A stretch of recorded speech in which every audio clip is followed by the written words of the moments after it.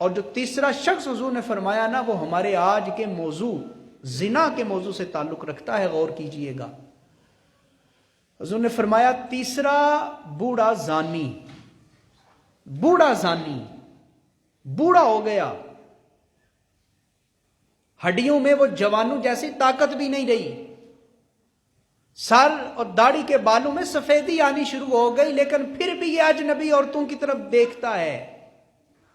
اس کے دل میں لذت ختم نہیں ہوتی، شہوت ختم نہیں ہوتی، یہ گناہ کرنے کا ارادہ رکھتا ہے، اجنبی عورتوں کے بارے میں سوچتا ہے، برے خیال اور برے منصوبے بناتا ہے۔ حضور نے فرمایا تیسرا بوڑھا زانی، بوڑھا زانی